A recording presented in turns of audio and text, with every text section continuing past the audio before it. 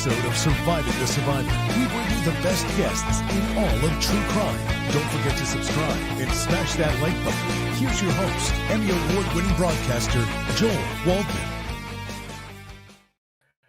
What's up, SCS Nation? Welcome to another episode of Surviving the Survivor. They just don't stop coming. It is the podcast that promises to bring you the very best guests in all of true crime, and sometimes the best guests with the very best hair.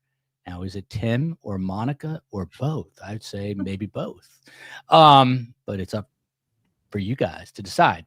We are going to cover yet another disturbing case, but we'll do it with some fun like we always do. And this is the Lindsey and Robert Shiver case. Some quick background.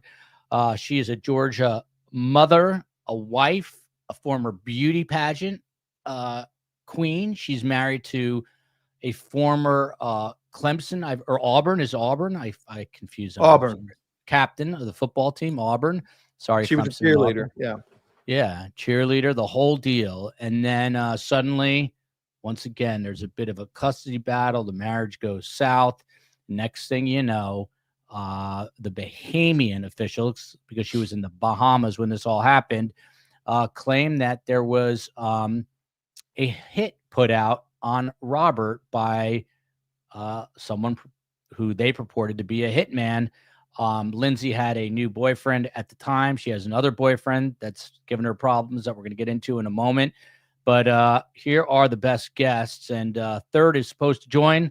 Seems to be a little ongoing issue with StreamYard, I think. But hopefully we're going to get Ken in here as well. But first off, Timothy Jansen, the letter R, the O-U-R, Timothy Jansen, handled complex civil, administrative, and criminal litigation. He has been both obviously a vigorous criminal defense attorney, vigorous in his defense of his clients, and a former federal prosecutor. Monica Jordan, one of my all-time favorites, sorry, Tim, is the president of Jordan Research and Consulting, one of the nation's most sought-after private investigators. Her firm happens to be based right near Tim in Tallahassee, Florida, where I understood it was rainy and cold today. I wouldn't know because it was 85 and sunny here. She concentrates primarily on criminal defense and civil cases in federal and state trial and appellate courts. You may have heard of one of her clients, Eileen Wuornos, otherwise known as Charlize Theron from the movie Monster. And she also represented Luis Rivera from the Dan Markel case. And then the third guest is supposed to be Ken Curtis, who's a news director out of Dothan, Alabama. And I'm hoping we can get him on. The COE is working to do that. Tim, to you first. Here, the main players, obviously, you've got Lindsey Shiver, you got Robert Shiver, and I think, there we go. Here's Ken Curtis right here. Let's see. Hey, Ken, how are you? Better late than never. Yeah, love it. All right, please meet. I think you were on Court TV with Tim, so you know Tim. And, hey, Ken. Hey, Tim. Yeah, and Monica Jordan. Monica Jordan's one of the preeminent private eyes in the nation out of Tallahassee. So welcome to one and all. Tim Jansen, what caught your attention about this case? Well, knowing that Robert Shiver lives in Thomasville, I go by his house every day when I go to the golf club. He's a member of the golf club. And knowing the community, what a small town Thomasville is, and that this is a pretty big to do, a pretty well-off family in Thomasville, which got a lot of play in the community. And then just the facts, how the Bahamians stumbled on the case, some of the evidence that they got, and going back to the old, why do people want to kill people instead of get divorced? And we've been trying to answer that question, and we still haven't found the answer, but we've seen a lot of crazy cases, and this is another one. By the way, this is good advice right here from Buttercup 203. Ken, we have a very active community. I always say best guest, which you are tonight, but better community, no offense. Pro tip here, do not marry a beauty queen. I think Lori Vallow was also a beauty queen. So, yeah, that's probably good advice. Or if you've been on a game show, there's been a crazy inverse proportion of game show contestants who then turned out to do crazy things too. So I'd be, look at this, Lady Freeland. I've been waiting on this.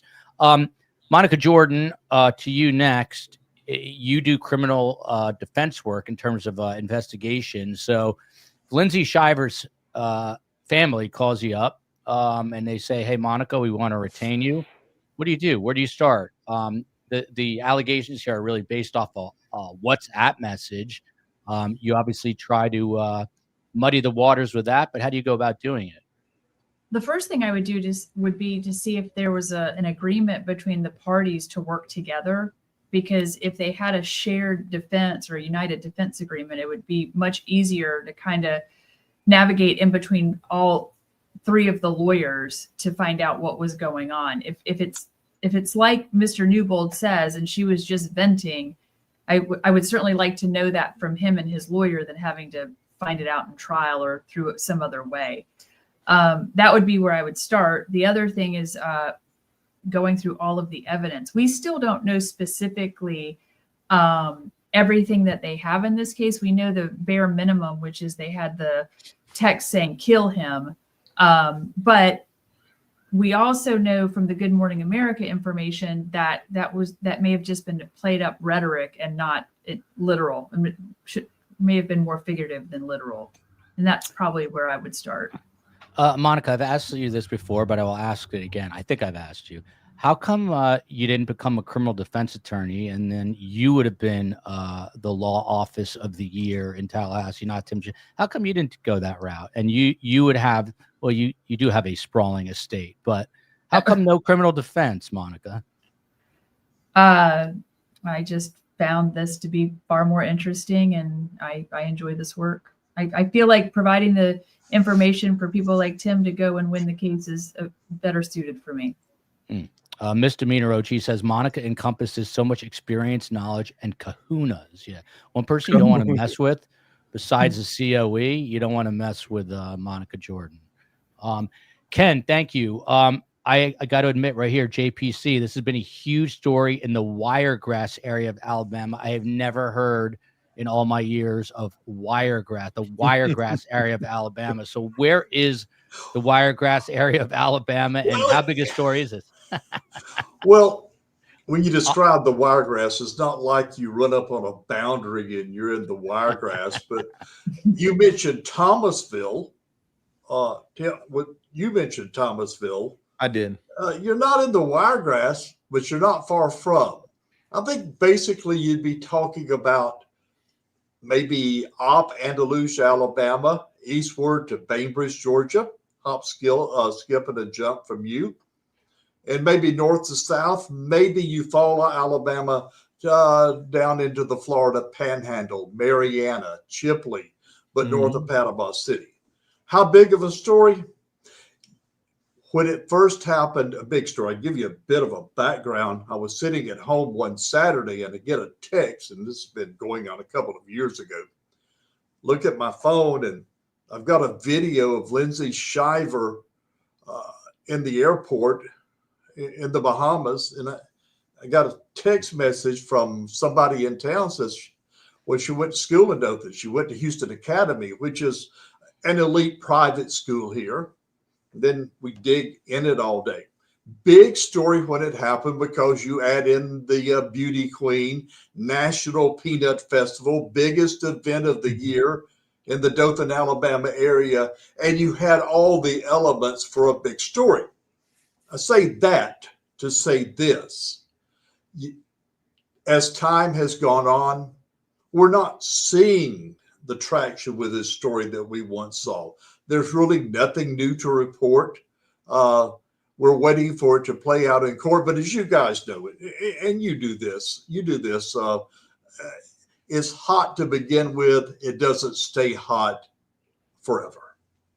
This is true. Now, most of you guys know I ended up at Fox News channel as a national correspondent. But I got to tell you, it is the smaller markets like in Dothan, Alabama, that were the most fun.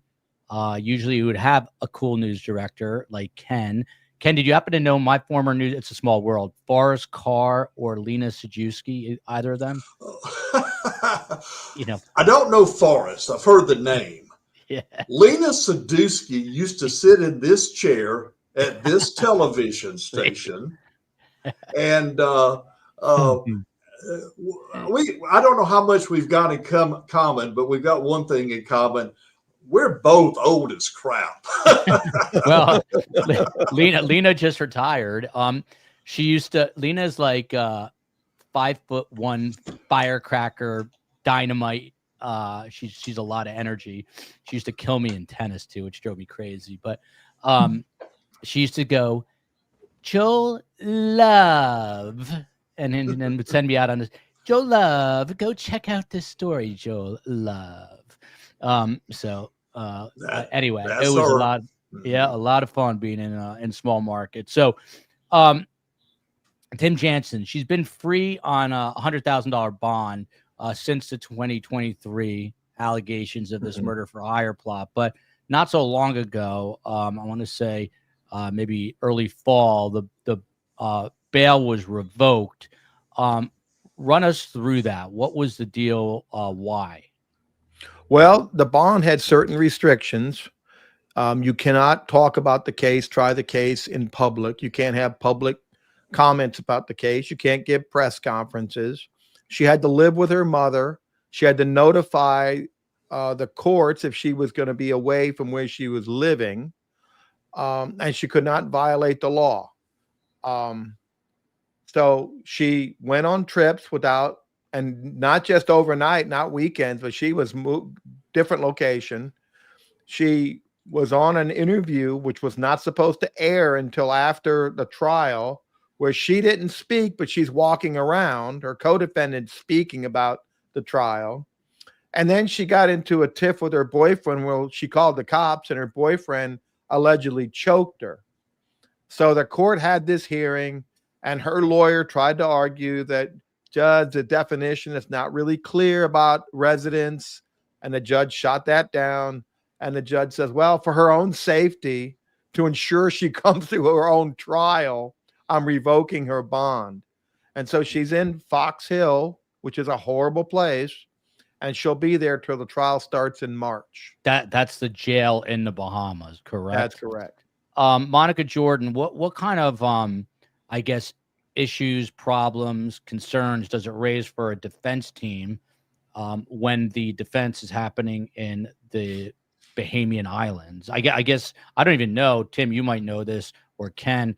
Does she have Bahamian counsel? Does she have American counsel that knows Bahamian law? Do you happen to know that, Monica or Ken? She has a Bahamian lawyer. She has a Bahamian lawyer. Bahamian lawyer. Okay. Yes. She has counsel out of the Bahamas. It'll make it easier for them to see her. She's right there in the Fox Hill, the jail. So the problem with a situation like this, and Tim and I have experienced this together, is that she really thumbed her nose at the court and violated those rules. And whenever we have a client that may or may not get bond, and we somehow are able to get them some kind of conditional release, whether it be on an ankle monitor or a list of terms, much like this lady had, we really explain to them the importance of complying with those conditions, because you will be taken back into custody and there is nothing we can do, and you'll lose your bond money. That's how it works in America.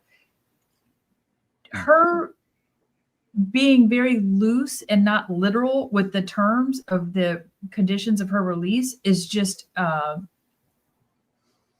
bad look for her, because it sounds like she doesn't respect the court in the Bahamas. And based on the court's ruling and the way the language was written in the revocation of her pretrial conditions, the judge is not thrilled. If this is the court that's going to be sentencing you at a later date, if you're found guilty, you probably should err on the side of caution and not aggravating them. Misdemeanor OG, Joel, COE, will you be going to Arizona in March? Steve Cohen and I'm planning to go. And I've been talking to Megan Ballo. If she is in fact going to testify on her own behalf in a pro se manner, then I think I'm going to have to go out there and see that firsthand. But we're still got a little bit of time there. Ken, to you, how big a deal is this in your part of the world where you are? People seem to be following it quite closely there. Is there a hunger and a thirst for more and more information on this case. But as you said earlier, it's, there hasn't been a lot coming out lately. Yeah, I think what everybody wants to see is a resolution of the case, because that's where it's win lose. We're going to know what happens after that. To Monica's point, in her behavior while she was out on bond, I can share a brief story with you. We knew that she was released and allowed to come. Was that around Christmas time last year? I think it was. I can tell you right up behind me, about 2 blocks, there is a nightclub of sorts. Maybe it was a New Year's party, but it was about in that time frame. So my staff comes in and shows me a picture and said, "This is Lindsey Shiver." And I said, no, that's not Lindsey. It just looks like her. No, this is her. And you could see her at the nightclub. And I'm thinking, if this is Lindsey Shiver, what is she doing out at a nightclub when she had to fight to get home on bond? You'd think she would be lying low somewhere. So truthfully, I didn't think it was her. I thought it was somebody that looked like her. And then we saw what happened after that with her new boyfriend, with the arrest, and now it was probably her. But as far as the interest, people want it to go to trial. People want to see the outcome. They want a guilty verdict. They want a not guilty verdict. Maybe the charges are dropped. Maybe there's some type of plea agreement. Whatever that outcome is, I think that's the next time in this part of the world that you're going to see that heightened interest in the Lindsey Shiver case. Can I just add something, Joel? Please. When clients get on social media, one of the big things, Tim and I've done this a lot in the past. We make them shut down social media, and we also forbid them from not just to be in compliant with the pretrial conditions, but just for best practice to not give commentary or make statements. If someone takes a picture of you and you're smiling, the media or other people will spin it into, oh, look, her husband's dead and she's out smiling. If the media asks you a question and says, "Hey, how are you doing today?" and you're going, "Oh, well, some days are better than others," there is the possibility for it to be spun. You cannot spin silence. And if Tim or I had been on Lindsey Shiver's case, she would have been living like a nun or a monk. She is making herself a target of the community. She seems. I'm sorry, Monica. She seems kind of unruly. As I guess she should, but not in this case. She has a mind of her own. How would you make sure that she's living like a nun? Well, we would have a pretty strong conversation with her. And Tim's probably heard me say this quote no less than 1 million times. I can't care more about your case or your life than you do. So your family's paying me a lot of money for my opinion and my advice and my skill set. You can listen to it. You can not listen to it. But when you violate the conditions of your release, there's nothing I can do to get you out. I can't back up a Brinks truck to the jail to help you get out. You've broken the rules again. Like, the problem you have here, Joel, is that it's in a foreign country. People go to foreign countries. They go to Bahamas. They do that. They think when they leave there, it's all over. It's like what's in Vegas stays in Vegas. What she did down there in the Bahamas, she came home, thought she could just live her life. Now, she has a very experienced lawyer named Damian Gomez, and he's with the firm down there. He used to be in the government, but he's down there and she's up here. So how much is he monitoring her activities? Probably not a lot. Monica and I would have brought in because he's being paid by the family, probably not her. And we would have instilled that into the family. If we're taking this case and we're going to put our reputations on the line, this is what you're going to do. If you have problems, you contact Monica. You got myself, you text me before you go and do something. And it happens all the time. Look at what happened to Karen Reed. Remember when she was out with the lawyer and it made it look like the lawyer was trying to hit on her in a bar? Yeah. Nothing good happens when you're a defendant. And she's not learning that. She did not learn it. She got out, got with another boyfriend who had a violent streak, and now she's in jail. And I think this case is going to pick up steam because what happened was Bahamas is keeping everything close to the vest, right? Even all the Inside Edition, TMZ, they can't get information out of Bahamas. And so once this case starts coming to trial, you're going to hear other evidence. You're going to see witnesses. Are the two boys going to be tried by the same lawyer? Are they going to split up and cut a deal against her? And then you have the completely different laws down there as far as jury selection, the makeup of the jury, the standard of proof, and the number of jurors. Those all are against her, right? The only thing that's same here is beyond a reasonable doubt. But because this is not, they're not seeking a death or treason, she's only allowed 9 jurors. And it doesn't have to be unanimous. It can be 5-4, wow. 6-3. Welcome to the Bahamas. So it could be a majority conviction here. Ned Smith saying this case is nuts. Ken, to you, and then I'm going to play a little bit of sound. How do you balance, journalistic integrity with a case that's got a lot of sensationalism? I mean, reporters and a lot of times news directors, they want to dive on like the sexy headlines. How do you keep everyone at bay to make sure that they're doing the job properly, Ken? Did it myself. When this happened, and a quick story, I actually had pretty much retired, and I worked here as a kind of a senior court type reporter when this happened. So I handled that stuff, and now for a while anyway, I'm the news director. You know what? We tried not to be sensational. Yes, we used the word former pageant queen. Yeah, it's true. It sells. It's on my thumbnail, Ken. It's on my thumbnail. Co-ed who falls in love with a football player, an Auburn football player. I'm not sure just how much he played. Yeah. But as far as what we did, yeah, the crux, the meat of the story, yes, absolutely. We played it straight down the middle, and we would love to have her family talk. I understand why they don't. I know you want to play this clip, but quickly, let me say this woman is from good families here that don't represent what she may have done. Monica Jordan, I assume that the answer to this is yes, because Tim and Ken have already mentioned the new boyfriend in Alabama. Do any of you know the circumstances of their breakup, unless she's dating 2 men at once? Lisa Marie asking, did she and the dude from the Bahamas break up? And that, of course, is her boyfriend, a guy named Terrance Bethel. Ken, do you happen to know? Terrance Bethel, but the boyfriend here is a guy named Dorsey Ryan Love. Right. That police were called to one night in what would be a routine domestic violence case. It's called strangulation. As Monica would know, if you know Alabama law, it doesn't necessarily, you're not choking them to death. And then Lindsey, I believe, filed a motion for Restraining protection, order. a restraining order type thing.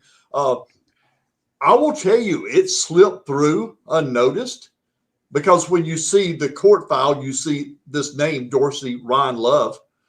Yeah, it's just a routine case. I mean, we don't cover stuff like that.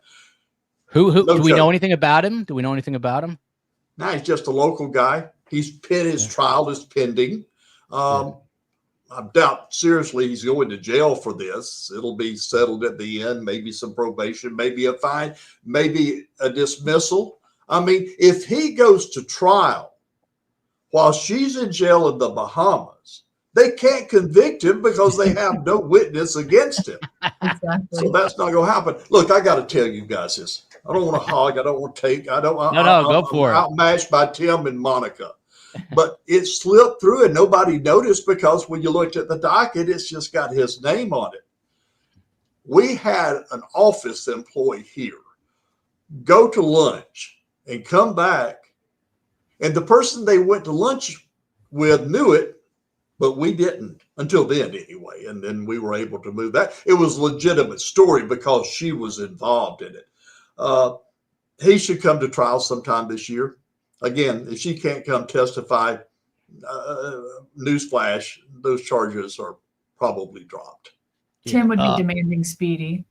Yeah. Well, Monica, what do you do if your client has been granted bail, is back stateside, and then you get a call that her boyfriend just strangled her? What do you do? Well, the problem is that Miss Shiver has a propensity to find herself in situations where she's the victim of a domestic violence. She claimed that against Mr. Shiver, her husband. That was a little bit of the undercurrent that she was trying to claim.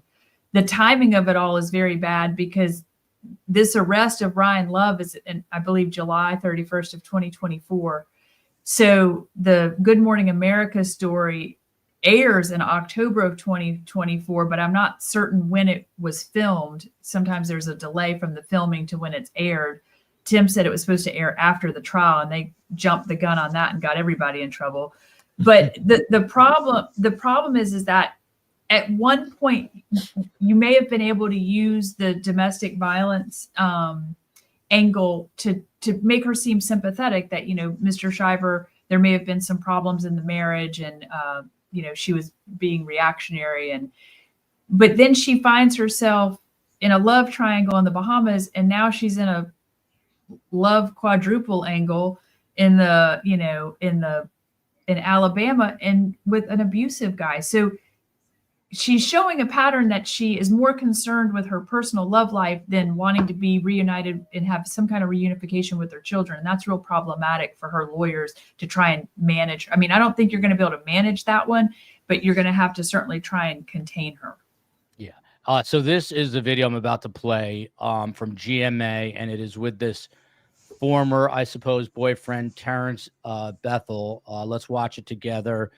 This is what basically got both he and Lindsey's bail revoked, among a few other things. We'll get Tim's take right on the flip side here. Definitely not guilty of conspiracy to commit murder.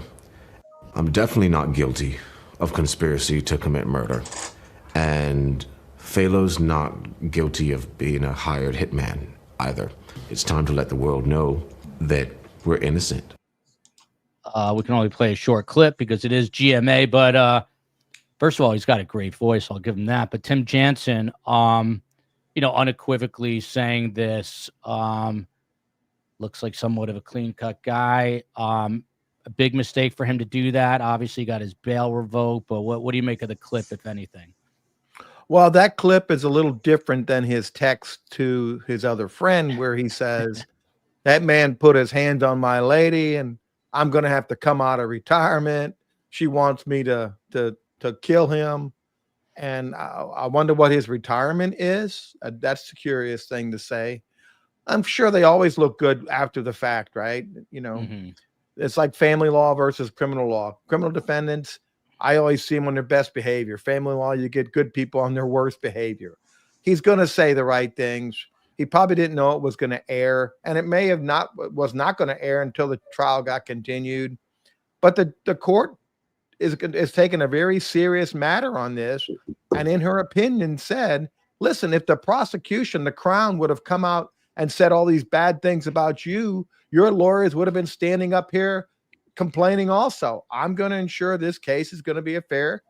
And she said that Lindsey spit on the justice system by her behavior. Yep. That was a direct quote. I'm glad you reminded me. This is the judge. She said, having reviewed the Good Morning America interview, this court is of the view that this is a blatant disregard for the court's leniency and indulgence. This cannot and will not be tolerated. What the respondents have done can be seen by the applicant as a spit in the face of justice. Would have been a good. That would have been a good headline for me, Ken. Spit in the face of justice.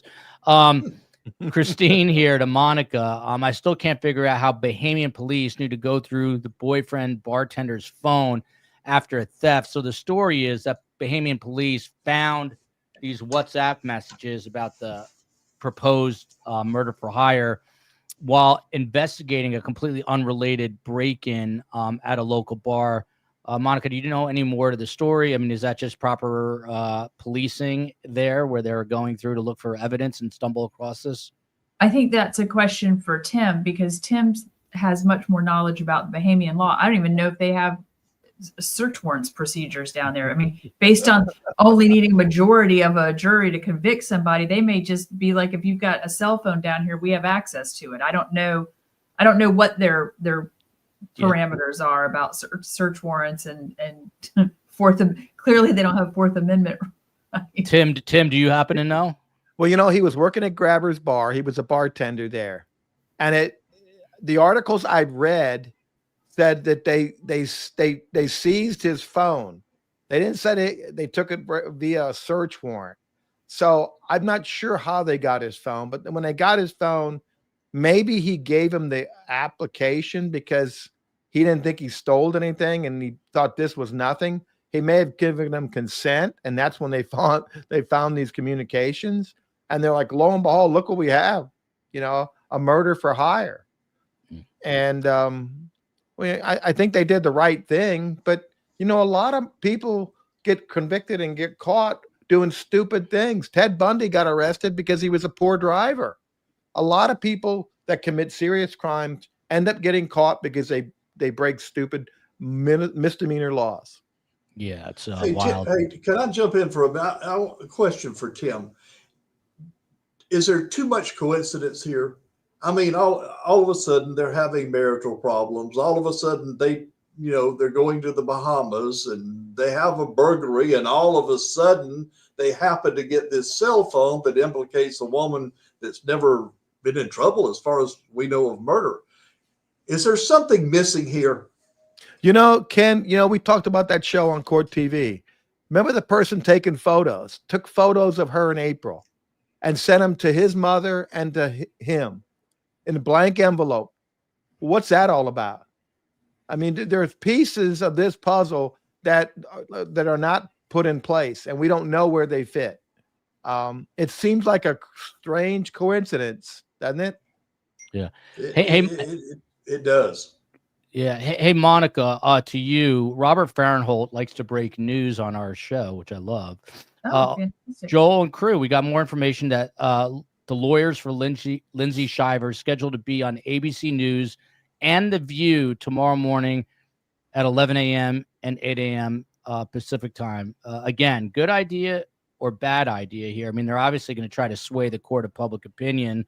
It's a big, show. Obviously, I'm sure they air it in the Bahamas, but your thoughts on what it's going to do for the trial? Who are we talking Yeah, about? Monica Jordan.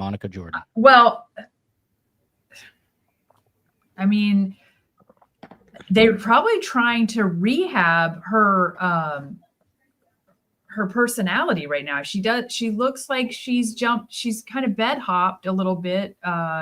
She's gone from the husband to the boyfriend, now to the other boyfriend. So they may be doing a little bit of damage control. I like that it's the lawyers maybe speaking, certainly not the client speaking.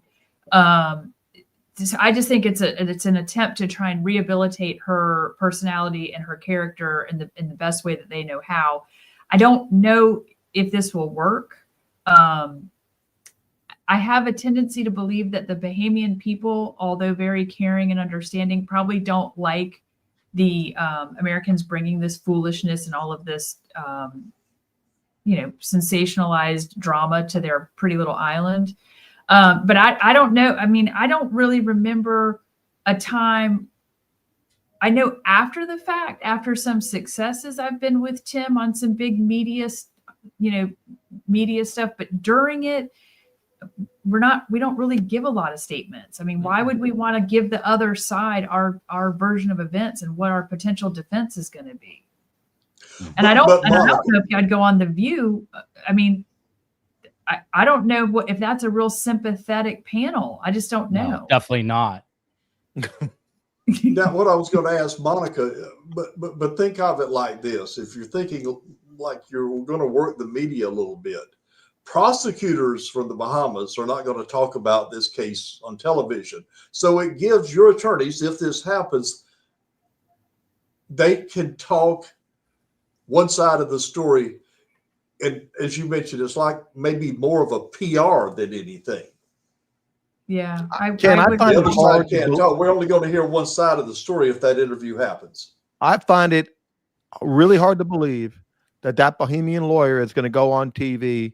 I doubt it. Me too. Now, maybe it's her lawyers in Alabama, or her lawyers in Thomasville that are going to go on The View. But I doubt, Mr. Gomez is going to go after what the judge said about her and putting his client in jail doing media. I doubt he's going to go on live TV. Yeah. By the way, Ken, what about, we know his family is very wealthy and affluent. Is her family also? By the way, Tim and Monica were incredulous that I have never heard of Savannah Chrisley, who is apparently Robert Shiver's new girlfriend and is apparently some huge reality show star. I really am turning into my dad. I mean, I'm only 55, but I never heard of her until. And didn't her parents get sentenced to prison, Tim? Yeah, they're both. Yes, they are. What's Tax going evasion. on? They're both in prison for tax. So Robert Shiver, the one who the hit was put out against, his new girlfriend, who she contacted him via DM on Instagram, which I barely understand that. Her parents are both in jail for tax evasion. That's wild. Federal prison. Yeah. For how long, Tim? One got like 10 or 12. The other got like 7, I think. Wow, that's crazy. The dad, hey Joel, you'll appreciate this. The dad is in FCI Mariana, where Louis Rivera. I wonder if they're best friends. What do you think? Probably not, but they may be acquaintances. There you go. Ned Smith says her husband is cute. I don't even know who we're talking about anymore. Anyway, no, I'm not. What is going on here? Also, Joel, we need you with Vinny Politan Investigates crew at 9 p.m. tonight to get down to the bottom of the story that absolutely hit the fan before. Watch what happens live with Andy Cohen. I don't know what's going on anymore. Last time I saw Andy Cohen was on New Year's Eve on CNN, and he was making his parents, who are in their late 90s, do shots. It's not a bad idea. Shots of alcohol. Tim Jansen, there was a question. Can all this stuff come into play in the Bahamian trial? Like, can they talk about the GMA interview, all these things, the new boyfriend strangling her? I mean, whatever they want. I mean, is this stuff fair game or no? Well, I'll have to look at the rules of evidence. I don't think any of it is really relevant to the conspiracy at the time. I don't think much of that will come in. Now, it all depends if she testifies, what lawyers are representing 2 of the young men, if it's the same lawyer. I know at one point all 3 had the same lawyer, but that's not the case anymore. It's going to be interesting to see. It's scheduled. The trial is supposed to start the 3rd of March. And I think you're going to see a lot of movement, a lot of publicity and things happening between now and then. Remember, she's looking at up to 60 years in prison. And so far, all the people in the community think is that she had an affair and she told this guy to kill her husband and sent a picture. That's all the evidence they think there is. But now, remember, they were all interviewed, right? And they all have their own text messages between each other that we may not have seen those text messages. And the context may be important. By the way, if you are enjoying the show, please hit the like button. Please subscribe. You can join us on Patreon, where the COE puts documents. We just got one. Those Alexander brothers, Oren, Alone, and Tal, are back in court on Wednesday for a combined bail hearing. The interesting part about that is the SDNY decided to give their opposition motion and dropped some nuclear bombs, saying that they've got video of all 3 brothers, lots of it, of them doing certain things that they should not be doing to some of these women who have come forward as alleged victims. So, hey, Joel, can I ask Ken? Ken, you know the family, Lindsey's family, right? Are they going to be there for the trial? Have they been involved? Do you think they're going to go down and be for the trial? That's great question, Tim. I don't know the answer to that. I'll tell you the family, and there's several little different factions. These are respected business people. Her brother's a lawyer, right? One brother's a lawyer. I think one of her brothers is a lawyer. Maybe, but I'm not aware of that. Yeah. Some of her family was in the kind of the petroleum business. Some people were in the communications business. The families never talked about this. I'm certainly not saying that's a bad idea. I don't think they've wanted to be in there. The only person that has talked about this is her grandfather, who somebody, maybe the New York Post, but somebody was able to connect with on the phone. And he said something like, well, we're kind of concerned, we're disappointed in what we're hearing. He said something, but really not said anything. And that's her grandfather. And he, since that time, and well after Lindsey's arrest, he passed away. He was elderly, but he passed away. So the family here is not talking. Here's my guess. The funds are available to go. These are good people. If it was your child and her life was in the balance, would you go? And I think the answer is absolutely. No question. Yeah. Unless, Tim, unless you're the Adelsons, then maybe not. But yeah, you think that they probably will show up. Ken, I got a question for you. It has nothing to do with anything, but I'm curious. I'm not going to ask you when you started in broadcast news, but what do you think of this whole thing about hosting a show on YouTube these days? What do you think about the change? Is this the future, in your opinion? I hate to say this in front of you, but I often say traditional media is dead. Is it dead? Is it dying? Is it going to be around? What do you think? Well, I don't know. I wouldn't say that it's dead, but it's certainly changing. But it's undergone changes before. And your answer, how long in news? Decades. How long in broadcasting? God, can I say this? This is going to convict me. 1969, I started. Hey, that's the year I was born. That's awesome. That's a long time ago. But here's the deal on media. Media is always going to be here. It changes. When I got into broadcasting back, and I was in high school, about 2 blocks from where I am now, I got in, and AM radio was still the thing. I was playing Conway Twitty and Merle Haggard, and I had one of my good friends was on the top 40 station, and he was playing the Jackson 5. He got all the women. Yeah. But and the people in radio talked about FM, and they said, oh, nobody listening to FM. There's no radio in cars. That's never going to work. And I'm thinking, well, it's like static free. And then FM became the big thing. AM became obsolete. And then the idea of satellite radio, Sirius and XM, which were 2 competing companies, and they merged. Oh, no, nobody's going to pay to hear music. Nobody's going to do that. Well, 34 million do every month. Yeah. So to answer your question, is some of it maybe becoming a little bit less important to there's newer stuff. There is stuff like we as a company, we're doing some podcasts now. We do digital streaming of things. So I think we're just seeing media reinvent themselves. What I love about these type of formats in a show, and I will tell you, I've done a lot of shows, or a few over time. This one I like a lot because we have time to talk about this. Somebody's not going, 30 seconds, and we're able to talk about this. So to be able to delve into issues where we're time constrained in our business, I think is great. But media, we're going to be here. I may not be here a lot longer. Yeah, but we're going to be here. We absolutely are going to be here. In one form or another. I think Ken said he likes this show. Might have him say that again at the end. Will this trial be televised? Ken, do we happen to know if it's going? It's not. No cameras in Bahamas. No cameras in Alabama either, Tim, as you know. We can't get a camera in a courtroom in Alabama. You could get anything in there. You could get a 6-pack of beer in there, but you can't get a camera. That is not good. Televised. Yeah, we by the way, does anyone know the bail amount that the family had to put up for Shiver initially, Tim? Any idea? Or well, I heard it was $100,000. I don't know if it's different than it is here. Usually it's 10% in Florida. I don't know how they do in Bahamas, if they got to put the whole thing up or insure it with property. I don't know.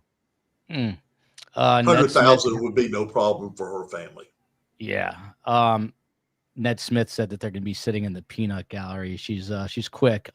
Okay, so I've got a 911 call here. These are on the not newer side of things. Let's take a listen to this, and I got some questions for Monica, who I know right now people are yelling at me because they're saying you're leaving Monica out of the conversation. How could you do that? How dare you? Monica will kill you. Here we go. Here's the She got back from out of town, and I believe that we are heading down the road of getting divorced. She just cut my cell phone off from Verizon. She called Verizon and had my cell phone disconnected. So I'm calling on my mother's phone at the Verizon store because the only way I can get it back active is if she releases it. Mm-hmm.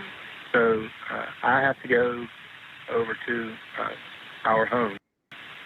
And with the way that she is behaving, I feel like she might try and call the police to try to set me up as soon as I get there. And I wanted to try to get out in front of it because I'm not a risk of, doing anything crazy. I'm just trying to go to my house, and if I need to pack my stuff and leave, I can pack my stuff and leave. But my kids are there, and, I don't want it to be presented as she goes and screams bloody murder, calls the police, so nothing to try to have me carried off in a police car. Yes, sir. The police will usually, like if you want an escort to pack like personal belongings or something, they'll stand by for like 15 minutes. But if you're like trying to get all of your stuff or something that's going to take longer than that, you usually have to go through the sheriff's department and make arrangements to go over there and have a deputy go with you. Well, nothing has been sent or said where I can't go over to my home. I'm just really concerned about her trying to set me up. I don't want her to try to play this game of she's a victim when I haven't done anything. Well, that's probably one of the most civil 911 calls I've ever heard. But Monica, what do you make of that? I mean, he's laying out what's going on. Obviously, things get very contentious. We've seen the Adelson Markell emails, but what do you make of this particular call, and will it help the prosecutors in the Bahamas?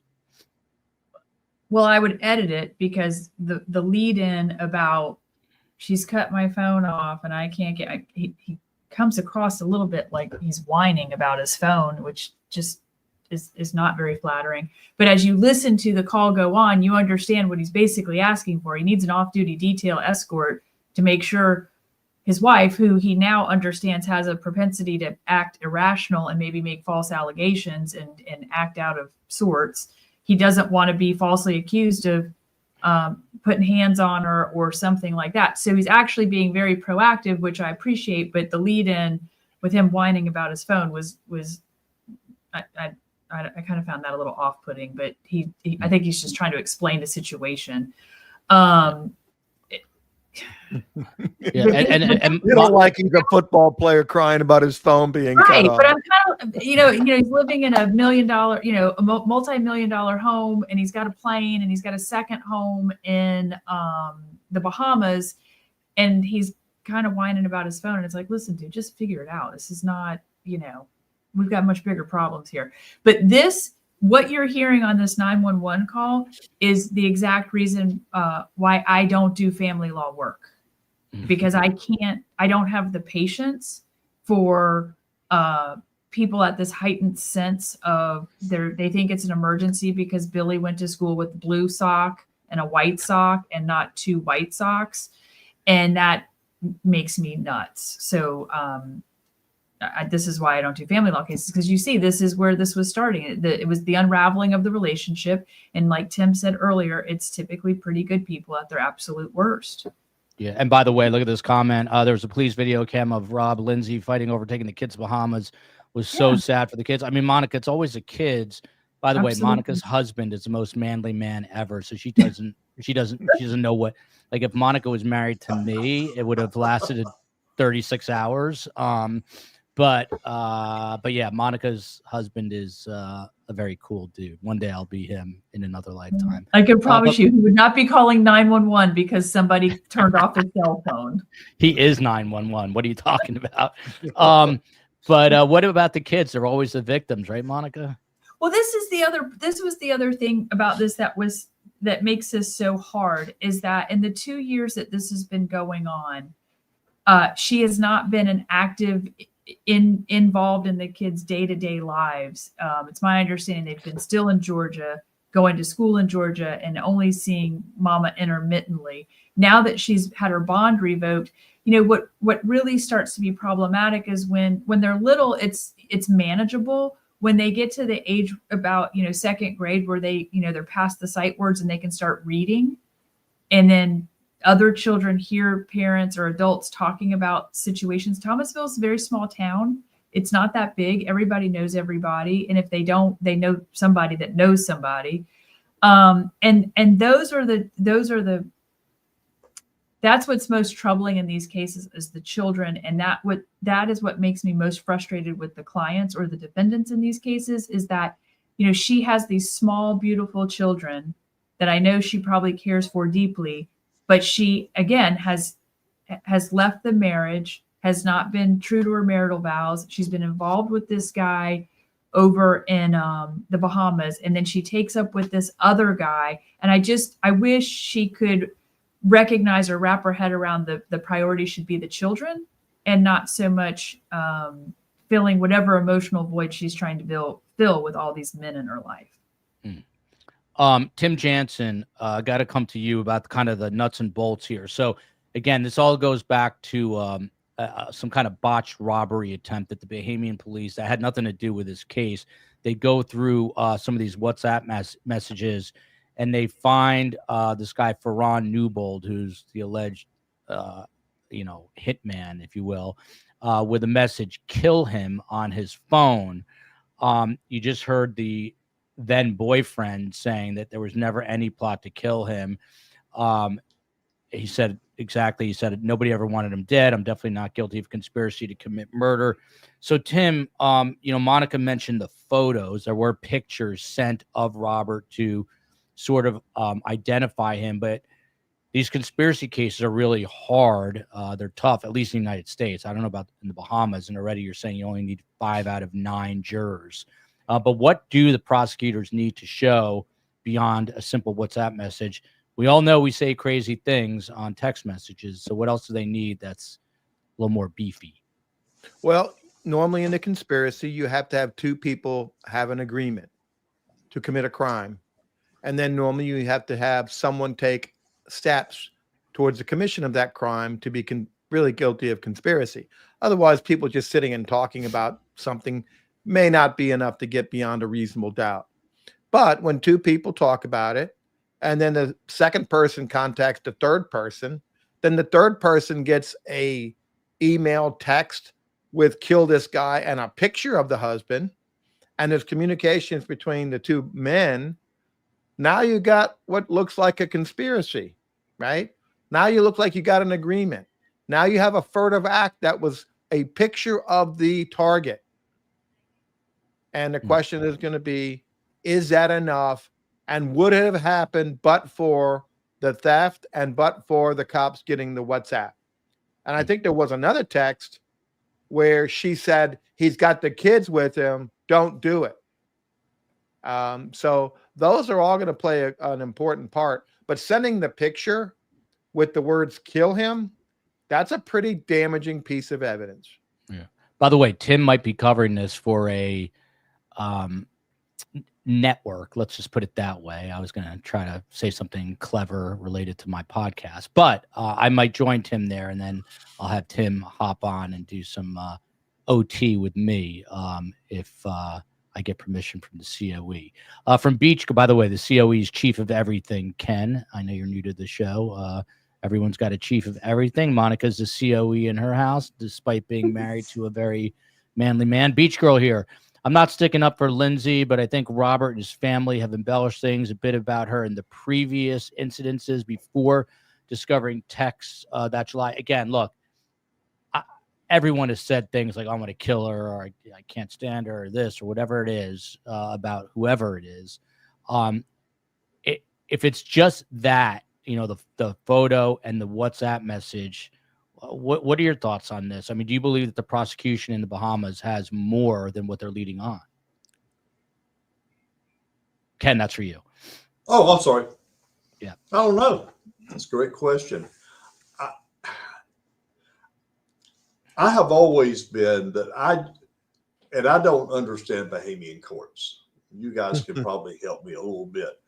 But if this case was going on in Dothan, Alabama, I would say that there would be a resolution of the case and it would never go to trial. So I don't know what they have or they don't have. And yes, they may have stuff that we don't. Monica, you could answer this. Do they have reciprocal discovery in the Bahamas where you can see what they've got against you? I don't know.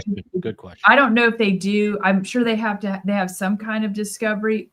Tim would know better, but I will tell you this. I have always felt like they were going to need a little bit more than just some yeah-yeah between three people saying, I can't believe he brought this girl around my kids. I want to kill him. I always thought there needed to be a little bit something more, like a more of a plan. They may have that, and I'm just not aware of it. But I just felt like, well, before I knew it, just had to be a majority vote, not a unanimous. You've got Robert Shiver. You've got the three children that you talked about. Now, God only knows what other children are saying to them. We hope not. You've got an affluent Thomasville, Georgia family. You've got pretty much affluent on the other side, Lindsey's family here. Do you want her in a jail in the Bahamas for up to 60 years? Or do you want to find a resolution? Remember, you've got to think about the children here. Now, how much wheeling, dealing, dropping charges, I don't know. What they do in the Bahamas, who knows? But doesn't it? I can tell you in Dothan, Alabama, there is a 98% case that 98% chance that this case never goes to trial. And it's all settled. Plead guilty to a lesser charge, plead guilty to a misdemeanor. Well, I will tell you this. Sentence. If I was a part of the prosecution team, the second I found out she had a boyfriend in Alabama that was going to jail and she was swearing out a restraining order against, I would have gone to either the alleged hitman or the paramour and probably offered a deal. Because I can't imagine the boyfriend is thrilled that she is seeing somebody in Alabama. I mean, Tim, wouldn't you want to try and cut a deal at that point? So just look at the dynamics now. You have a very, very wealthy owner of property in the Bahamas, multi-million dollar property. His son, the owner of the property's son, is allegedly a target of a hired hit in the Bahamas. It comes to the attention of the law enforcement. They contact Robert. Robert's going through this divorce. It's very convenient for him in the divorce to have his lawyers use this information, maybe not to get 60 years in prison, but certainly enough that he'll get custody of the kids. He's got custody of the kids. They were concerned about his safety. The mother of Robert had already contacted the police and said she's acting crazy, thought that Lindsey was following her and that she might have a gun. So you had some conduct that concerned the Shivers. And now you have this alleged hit. Now, do we know what they have? We don't know what they have. They might have more, Ken, than we have. They might have less, and maybe they work a deal. But if they were working a deal, I'm not sure that the Bahamian boy would have gone on TV claiming his innocence if they didn't think they were going to trial and try to affect this juror or this jury panel, right? Because the jury panels are already picked, all right? The year before, they pick who's the jurors. And then you go in, so you know who the jurors are, and that panel is for trials of 2025. Then they pick the first 48 out of that panel. But you kind of know who the jurors are going to be in that province for the year, which is different than what we have. Yeah, that's interesting. But that was a good point by Monica, that if she crossed the Bahamian boyfriend, would he have turned on her? It doesn't seem like it yet, but I don't know. Monica, do we know anything about prison/jail in the Bahamas? You see prisons are horrible, followed by 60 insane. I hear the prison is terrible with 6 inmates per cell. Any clue? I don't know specifically about Fox Hill or the penal system in the Bahamas, but in other countries that I'm aware of, they do not. Other countries do not have the ACLU and other groups that fight for the rights of prisoners. And we forget how blessed we are in America, that some of the freedoms we have and some of the, niceties that we have. I just because the Bahamas is a beautiful place, I would not suspect that their prison facility is. They may take a little bit harsher look at punishment there. Shout out to McSpunky, Bella, Nicole Luongo, Real Happy 33, Super Planner Girl, all in the chat, all friends of the show, always here. Here's one last bit of sound. This is body cam footage with a sound bite at the end. Let's watch this, and then we'll start to wrap it up, get some closing thoughts on what no doubt will be a high publicity trial out of the Bahamas. And we have travel plans to leave, and he's insisting that I don't go. She sent a message saying that she's going to change her plans and now get on the airplane with me and the kids to go to the Bahamas. But I am too, and by when the we way. land, she's going to go to her boyfriend. Elsewhere. And me and the kids are going to our house. Whenever she gets into an argument with him and she tells me about it, of course I'm livid about it. But planning to murder him? No. I'm no body language expert right there, Tim Jansen, but the end of that body language, I'll ask Dr. JP, Dr. G explains to break that down. But he kind of looks away when he says a plot to kill her, and like grins and looks away like, he's kind of denying it, but might be not telling the truth. What do you make of that? That didn't look like someone who's completely innocent. How can I be charged? I want to vindicate myself. That is not great, but they probably thought that was going to air after the show. If you looked at Robert on that video at the carport, if we had clients that acted that way when they were in an argument with their wives, they wouldn't have been our clients, right? No one acts that way. It appears like he is performing for that camera because he knows that there's a body cam. And when that deputy leaves, the female deputy, she walks around, she leaves the carport, goes down, and she looks at the other deputy and she says two words: rich people. And that was telling. Monica, and I promise in a moment we will wrap it.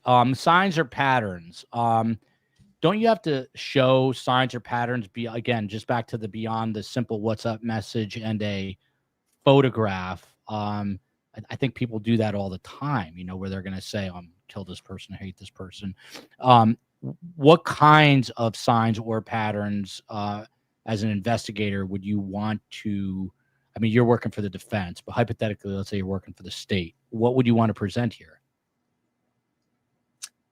Well, I would want to show the pattern. They would have to show a pattern of her continuing asking to kill him. Like, Tim will send me something and my response is kill me, just, kill me. Well, I don't want Tim to kill me. So, that is the problem with text messaging, is that content versus context. It's, the contextual interpretation can be very different. So I would want to see, more physical evidence or more narrative in the communication about an actual plan, not just a snippet here and there. Because there's a picture that they send of Mr. Shiver and another woman, she's mad because she thinks he's brought another woman around the children, or that he's off with this woman and has left the children alone. if they can explain that contextually, that really kind of provides a defense, I think, for the Miss Shiver and these other two men. If they can't, and then they go on to prove, and they go on to show that there was an actual plan, and he's going to be getting off the plane on the tarmac at 8:14, the kids won't be there. That's the time to do it. Those are the things that I would want to be looking for from a law enforcement side to show that there was a plan and there was more to it than just kill me now. Another awesome panel on a story that, again, is probably going to increase in its go ahead, Ken. One thing, just one quick thing. The reason I was looking off, I looked at the charge involving the new boyfriend here in Alabama, and it's dragged on for a while. It's been waived to the grand jury, and it was back towards summer when he was arrested. That seems a little bit long, a long time to get to a grand jury. So I'm wondering if they're just not lagging along with this. He also has other charges in the system. So anyway, he is never going to trial before she goes to trial. So, Beach Girl, correct. This is correct. I did some research. Beach Girl is correct. Yeah. Explain. Let me read it, and then Tim, for those who are listening, and then you can break it down. Tim, Bahamian law allows for prosecution of the conspiracy if there's an agreement or an act in furtherance of a common criminal purpose. In the U.S., both have to be proven. What does this mean in English, Tim? Well, in the U.S., you have to have an agreement and an act. In the Bahamas, you only have to have an agreement or an act for criminal purpose. And, that's a little different than you have here. Because we always were saying there was no furtherance of the conspiracy. He took no attempts. He talked about buying a kilo, but he didn't do anything more. And then if he bought kilos or he set up to buy kilos or he brought money to the table or he set up a third party, that's enough. But if you just sit there and say, I want to buy kilos, in the Bahamas, you're guilty of conspiracy. In the United States, you probably would not have been convicted. By the way, Tim, I'm warning you right now, Monica Jordan's getting the last word tonight. Ken Curtis, he is a news director in Dothan, Alabama, WTVY. Ken, what was this? There's a story, a huge story in Dothan, maybe 2016. Someone fell down a hole. Am I making this up? There was some kind of crazy big I have to look it up. I sound crazy to you, but I thought there was something where I think there was a young boy stuck somewhere. Anyway, but no. You're talking about you're more like 2011 or 12. You're talking about the boy in the bunker. Maybe in some ways the biggest story I've ever covered here.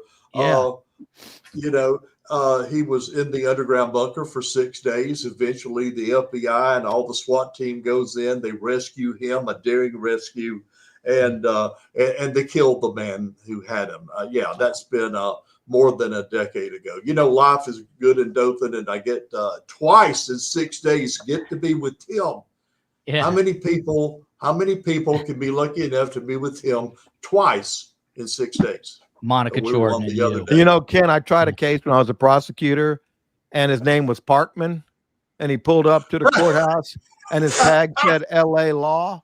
And I said, hey, man, are you from L.A.? He goes, no, Lower Alabama.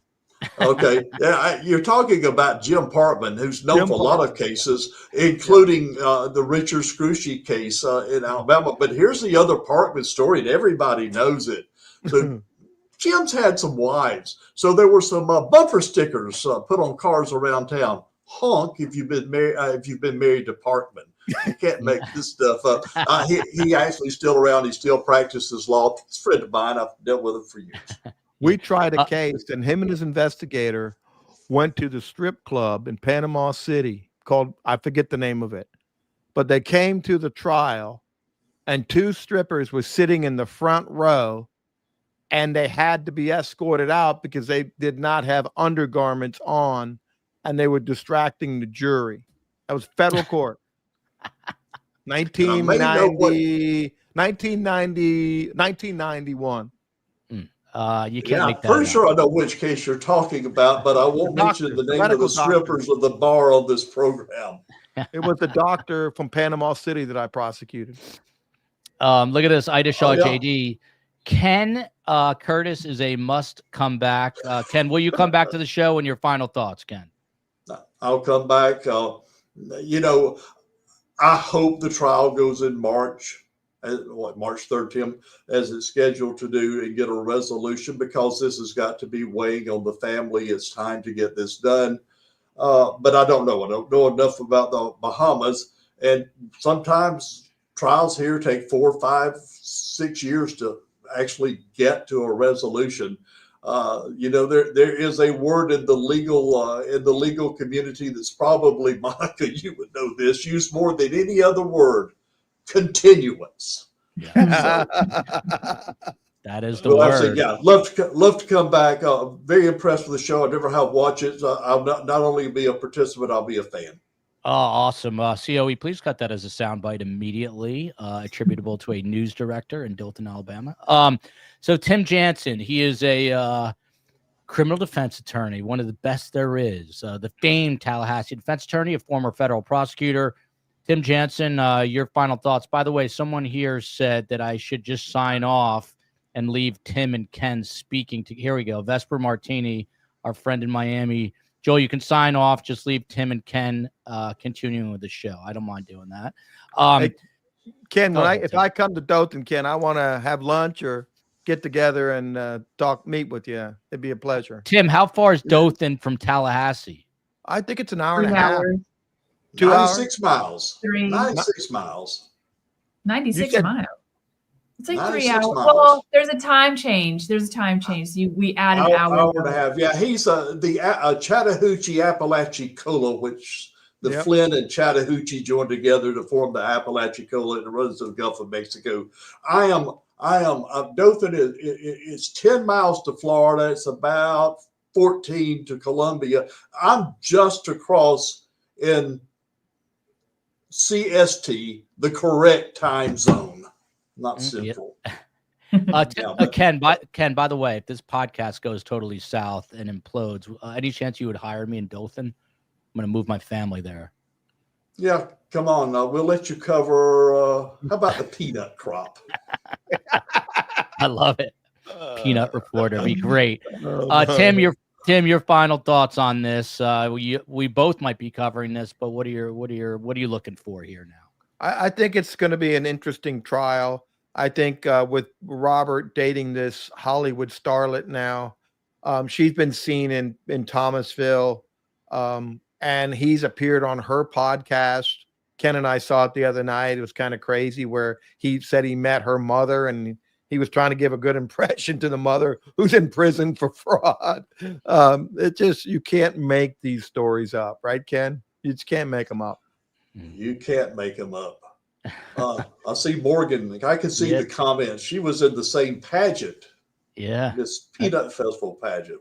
Hey, Morgan, if you know Lindsey, hit us up, survivingthesurvivor@gmail.com. Monica Jordan, she gets the last word. She is the president of Jordan Research and Consulting. She is one of the nation's best private investigators. If you have anything else to say about that, I'll come after you. She's handled more than 50 death penalty trials. She worked with Eileen Warnos, who Charlize Theron played, and also Luis Rivera. That's a case we've covered closely. Dan Markel murder with the Adelsons, and that is heating up again. Monica Jordan, what's your advice tonight to Lindsey Shiver, and what are you looking for? Well, Lindsey Shiver, she's in custody, so there's really no advice to give her. She wouldn't have listened to any you gave her anyway. That's why she ended up with her conditional release revoked. But I will say this, Mr. Shiver seems to have landed on his feet. He, Savannah Chrisley has been dealt a pretty hard blow with her parents, being a TV celebrity personality. Both of her parents had a very lively trial where it was not televised, but the whole world knew about it. Both of her parents are sent off to federal prison. She has to take custody of her 2 minor siblings. And she's taken it all on with grace and class. And then poor Lindsey goes from dating the bartender in the Bahamas bar to being friends with a hitman to getting tied up with some guy in Alabama that's tried to choke her. And it just seems like Robert, although he was the potential victim of a almost terrible crime, he looks like he's coming out smelling like a rose on this one. Well said. And we're going to see how it all plays out. But I always love hosting this show because I always learn on this show. Another one, Lorna, please have Ken on again. We can have Ken on for other stories because he's a news junkie like myself, been doing it a while. Lindsey, Queen of the Nuts. There you go. Time coming full circle. Miss Peanut is a coveted title. All Dothans aspire to. There you go. How about that? With that said, thank you, everybody. Tomorrow night, by the way, I think we are circling back to why that Kentucky sheriff snapped and shot the judge. Obviously, the Bob Marley song is I shot the sheriff, but the sheriff shot the judge. And I think we're going to have the woman from Hillbilly Crime come on. And then Wednesday, we're back on the Alexander brothers. There's video of those guys doing things that they should not be doing. And I think that's going to sink their ship. So follow us this week. We'll see you tomorrow. Love you, America. Carm's going to speak at my oldest daughter's school tomorrow about the Holocaust. Love you, Dothan, Alabama. Love you, Tallahassee. Love you, the Republic of Ireland, Australia, Canada, Africa. We've got a lot of people in Africa now watching, and we will see you tomorrow night on the flip side. Guests, please stick around one moment.